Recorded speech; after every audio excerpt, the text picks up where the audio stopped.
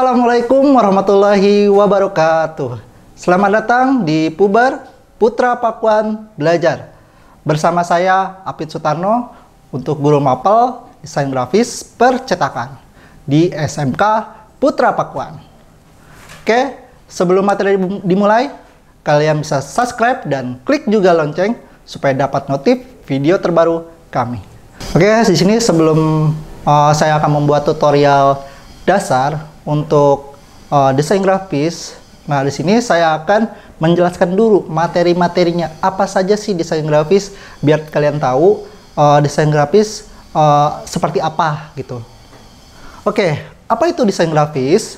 Nah, di sini desain grafis merupakan suatu bentuk dari komunikasi visual yang memanfaatkan gambar sebagai media untuk menyampaikan pesan atau informasi seefektif mungkin. Nah, di sini ada beberapa jenis desain grafis ya. Nah, di sini ada 6 submenu. Yang pertama itu drafter, yang kedua editor, yang ketiga layouter, yang keempat art director, yang kelima photographer, dan yang terakhir animator. Nah, dari 6 submenu ini saya akan menjelaskan satu-satu desain grafisnya seperti apa. Yang pertama itu drafter, yaitu berfungsi untuk pekerjaan di bidang teknik ya.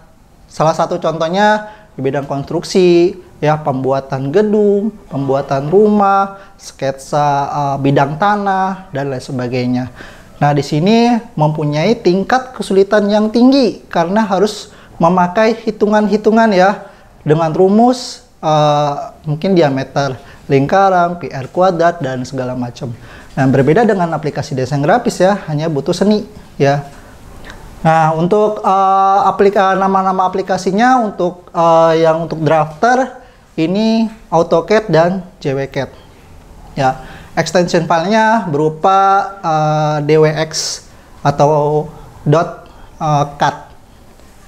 Nah, di sini biasanya untuk user pemakai dari seorang drafter itu kebanyakan pakai JWCAD yang berbasis bidang datar ya, 2 dimensi. Dan di aplikasi ini hanya mengenal garis, lingkaran, dan kotak. Nah, di situ emang hampirnya simple, tapi di sini memakai hitungan ya. Sekali salah hitung ya, kita misalkan saya seorang drafter, saya membuat gambar rumah tapi mengasal-asal untuk kedalaman tanah, ceker ayam, panjangnya rumah, lebarnya rumah, tapi kita tidak menghitung. Nah, itu akan berpengaruh pada hasilnya karena dilihat dari gambarnya. Kalau gambarnya salah, bahkan hasilnya pun akan salah. Makanya ini sangat berpengaruh sekali kalau seorang drafter salah menghitung. Oke. Yang kedua, editor. Editor adalah seorang pengedit gambar ya atau objek. Contohnya seperti pembuat logo, pamflet, brosur, terus banner, X-banner, Y-banner, masih banyak lagi ya. Dan aplikasinya banyak yang dipakai. Ada CorelDRAW, ada Illustrator, ada Photoshop dan lain sebagainya. Gitu. Biasanya sih yang sering digunakan oleh seorang editor yang lebih mudah, lebih powerful yaitu aplikasi CorelDRAW ketimbang aplikasi Adobe Illustrator ataupun Photoshop. Gitu. Nah, di sini yang untuk extension file dari aplikasi tersebut terdiri dari CDR ya untuk AI, mungkin Adobe Illustrator itu AI, untuk PSD itu untuk Photoshop. Yang ketiga adalah layouter. Nah, layouter ini fungsi kerjanya dia sebagai menata ya, mendesain ya apa beritanya ya, untuk posisinya di halaman pertama, kedua, ketiga, keempat dan selanjutnya. Biasanya pekerjaan ini di bidang pembuatan koran. Nah, seperti itu. Yang keempat, art director. Nah, art director hampir sama dengan editor, cuman di sini dia berbasis seni visual dan hiasan. Kenapa seperti itu? Mereka di sini membuatnya berupa, nah seperti ini. ini gambar vektor ya. Di sini saya udah mencontohkan seni visual ya, biasa sih dipajang ya, atau mungkin dikreasikan atau seperti apa. Nah ini selain dari vektor, saya ada juga WPAP, desainnya banyak ya, ada WPAP, ada line art, ada karikatur dan lain sebagainya. Yang selanjutnya fotografer, biasanya ini untuk kegiatan foto ya. Ya, kegiatan fotografer untuk kegiatan foto biasanya mempunyai tingkat ketelitian yang tinggi ya, dan juga perangkat yang bagus, terutama di bidang pekerjaan wartawan ataupun sebagai fotografer. Kenapa seperti itu? Karena ya mereka mendukung alat yang harus digunakan gitu. Kalau misalkan alatnya tidak mendukung, dan hasilnya pun akan tidak bagus, karena tingkat resolusi atau ketajaman sebuah gambar akan berpengaruh pada sebuah gambar. Oke, yang terakhir animator, ini biasanya di bidang animasi, perfilman atau animasi 3 dimensi, itu untuk di bagian mendesain animasi per frame. Nah, seperti inilah materi untuk desain grafis. Jadi kalian harus tahu ya 6 sub ini. Jadi mana sajakah kalian ketika mendesain, termasuk yang manakah gitu ya. Oke, sampai sini nanti kita langsung ke tutorial yang dasar part 1. Untuk tutorial part 1, di sini saya akan menjelaskan aplikasi desain grafis. Aplikasi yang saya gunakan adalah aplikasi CorelDRAW X7 64-bit. Nah, untuk tutorial kali ini saya akan menjelaskan tool-tool apa saja beserta kegunaannya ya. Nah, untuk langkah pertama saya akan membuat dokumen baru. Kalian bisa klik di sini New Document.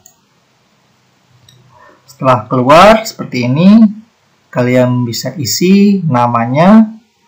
Ini bebas ya, tapi saya akan beri nama tutorial 1. Oke, kalau sudah seperti ini, kalian bisa rubah ukuran size-nya. Bisa klik seperti ini. Ini ukurannya ada banyak ya, dari ukuran A0 sampai dengan yang paling bawah custom. Oke, saya di sini menggunakan ukuran A4. Nah, untuk satuan ukuran jarak saya menggunakan cm. Oke, yang selanjutnya primary color modenya saya menggunakan RGB. Nah, kalau untuk menggunakan CMYK kamu pun bisa ya. Tapi saya memakai RGB. Untuk rendering resolution saya menggunakan resolusi 300 dpi. Kenapa seperti itu? Semakin besar untuk resolusinya, untuk ketajaman sebuah gambar, maka semakin tajam atau semakin bagus. Kalau misalkan semakin kecil, maka untuk ketajaman semua gambar itu semakin berkurang. Nah, ini untuk ukurannya. Nah, ini dari yang terbesar sampai yang terkecil. Nah, yang ukurannya tuh 72 ya. Paling terbesar itu 300. Nah, saya pilih yang 300 dpi. Dan itu klik OK.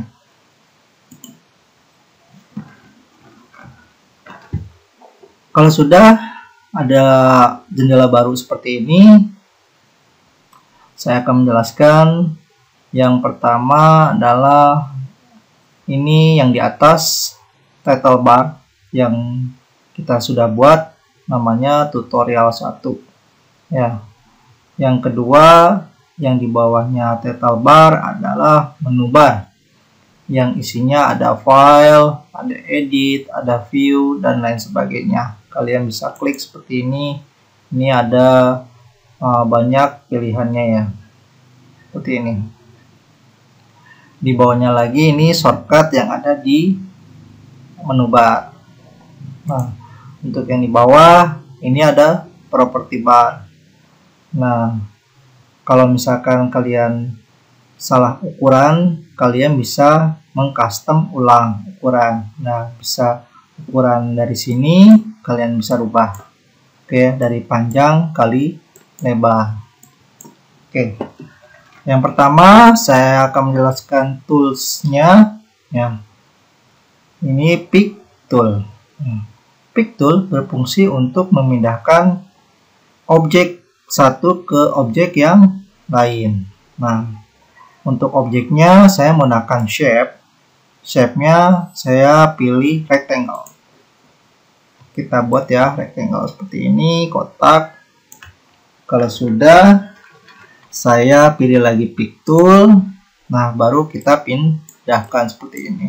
Bisa ke atas, ke bawah, ke samping kiri, kanan, ke atas lagi itu bisa. Ya. Oke. Yang kedua adalah shape tool. Shape tool adalah berfungsi untuk mengedit sebuah objek. Nah, objeknya di sini saya menggunakan kotak lagi ya, atau rectangle. Nah, di kotak ini mempunyai 4 sudut ya, atau node titik 4 ya, jika kalian pilih shape tool. Nah, untuk mengeditnya kita klik tahan seperti ini, maka akan membuat objek yang baru. Nah, seperti ini.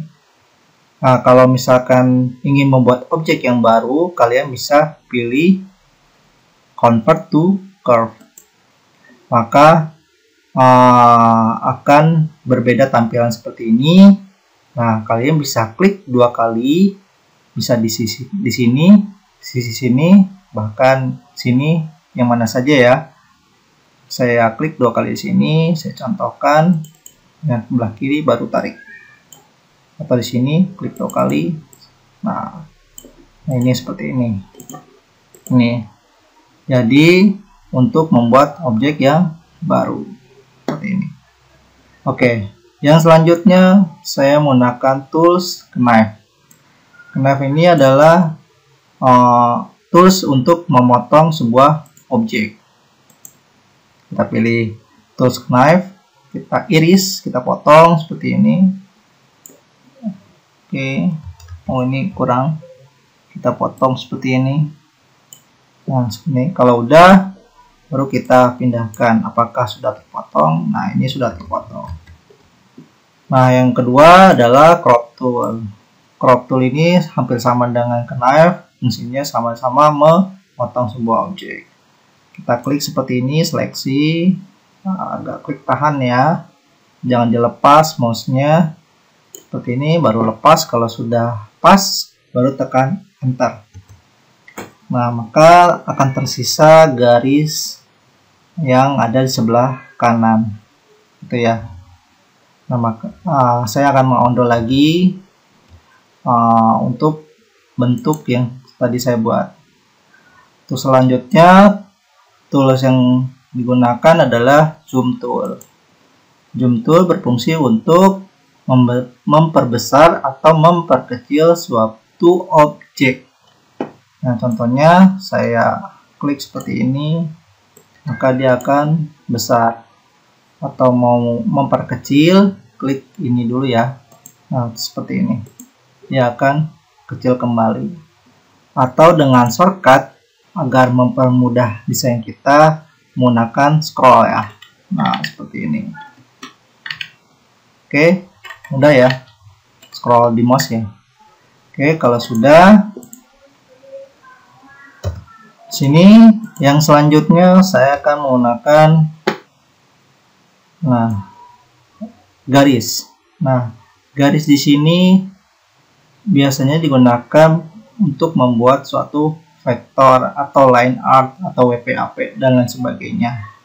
Nah, untuk jenisnya banyak ya, ada freehand, ada 2 point, bezier, pen, baseline, polyline, sampai 3 point. Nah, biasanya yang sering dipakai bezier, pen, beserta 3 point. Saya akan mencontohkan satu ya, 3 point curve. Cara mentrace, misalkan membuat mata. Untuk caranya, kalian bisa klik seperti ini, tahan ya di mouse, baru lepaskan, baru lengkungkan. Nah, misalkan seperti ini, kita sambungkan lagi ya, klik seperti ini, tahan seperti ini, tahan, lepaskan, lengkungkan. Oke, jadi sebuah objek mata, tapi ini hanya contoh aja ya. Oke, yang selanjutnya adalah Artistic Media Tool. Ini hampir sama dengan yang di atas ini, gunanya untuk membuat garis, tapi biasanya digunakan untuk detailing sebuah rambut ya, atau alis. Nah, seperti ini.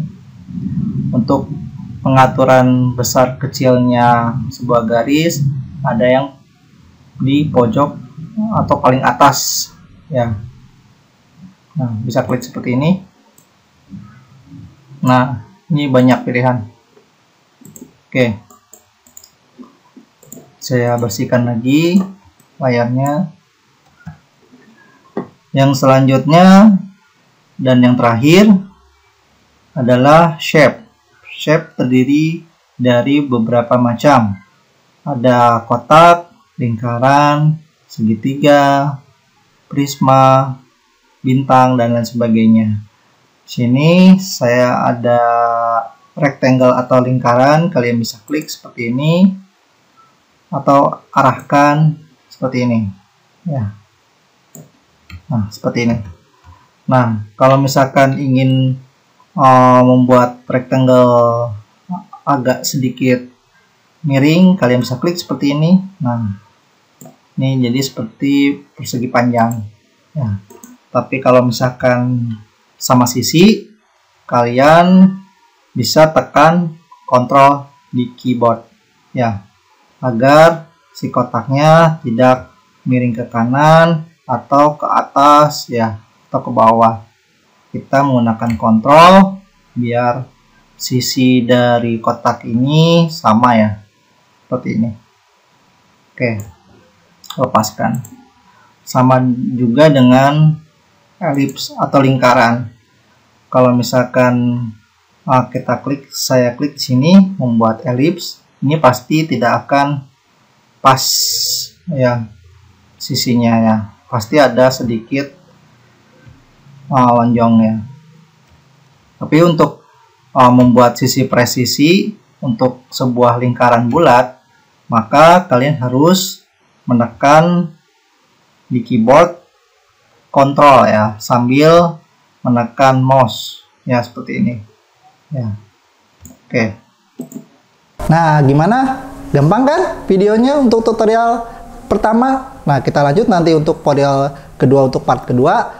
Sebelum saya tutup, silakan like, share, and comment video ini, subscribe, dan klik juga lonceng supaya kamu dapat notif video terbaru kami.